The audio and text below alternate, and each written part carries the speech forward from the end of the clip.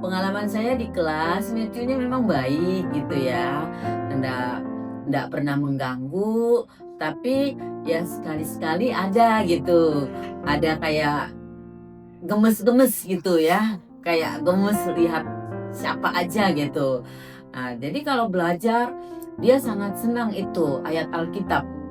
Dia itu paling paham sampai saya waktu itu heran sendiri, kok ini pinter banget ya baca Alkitab gitu, menghafalkan gitu.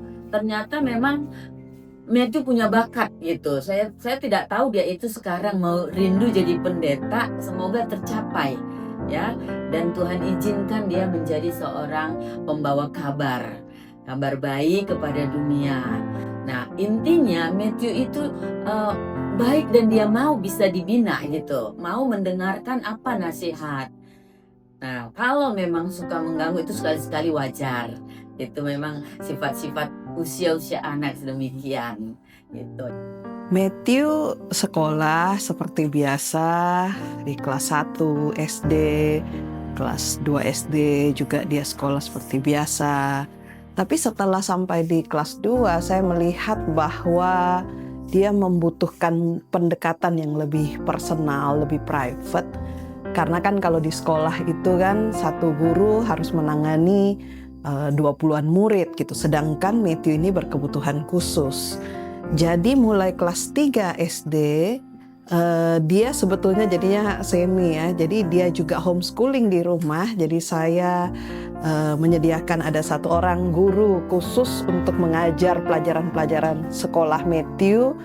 Sama persis dengan menggunakan buku, textbooknya sama, kurikulum yang sama seperti di sekolah, tapi dia belajar secara private di rumah supaya dia lebih bisa mengikuti pace-nya ya. Jadi ya Down syndrome kan membutuhkan pengulangan yang lebih lama.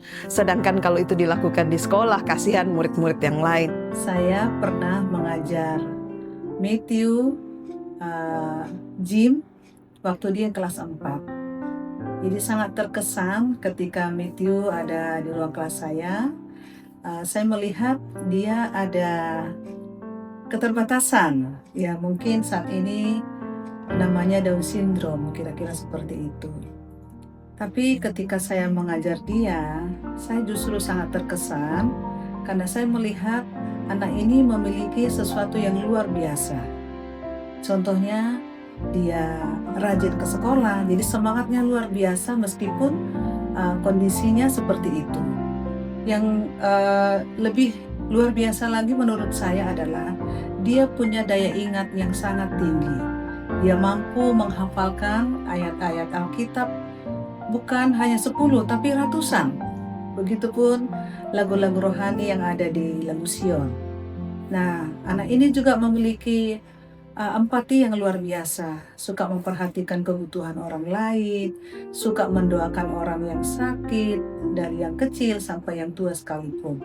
Jadi Matthew belajar sendiri di rumah, tetapi kalau ada ulangan, kemudian chapel, dan kegiatan-kegiatan sekolah lainnya, ujian, dia akan datang ke sekolah seperti biasanya. Tetapi pembelajaran rutin dia sehari-hari, mulai kelas 3 SD itu, dia belajar di rumah, tentu saja dengan evaluasi dan pengawasan dari guru dan wali kelasnya ya, untuk melihat sejauh apa Matthew bisa berkembang untuk mengejar semua kurikulum yang diberikan dari sekolah. Ya, Matthew murid yang sangat luar biasa di sini, punya ketulusan hati dan jujur terhadap sesuatu. Dan menurut saya dengan apa yang pengalaman yang saya alami di sini, Matthew luar biasa, sangat luar biasa dan pintar. Dia bisa mengerjakan segala sesuatu sendiri bisa. Itulah pengalaman saya bekerja dengan Matthew. Jadi pesan saya buat Matthew, semoga sukses ya Matthew ya. Untuk ke depan hari tercapai cita-citanya menjadi anak yang baik, terutama dalam pelayanan pada Tuhan. Harapan saya untuk Matthew selalu sukses dan selalu sehat. Terima kasih. Saya bangga memiliki murid seperti Matthew seorang anak Yesus yang luar biasa, yang selalu melakukan apapun yang Yesus telah ajarkan waktu dia masih ada di dunia ini. Sukses buat Matthew, sukses kuliahmu. Semoga menjadi seorang pendeta, hamba Tuhan yang humble, yang luar biasa, yang bisa memenangkan banyak jiwa bagi Tuhan. Terima kasih, Tuhan memberkati.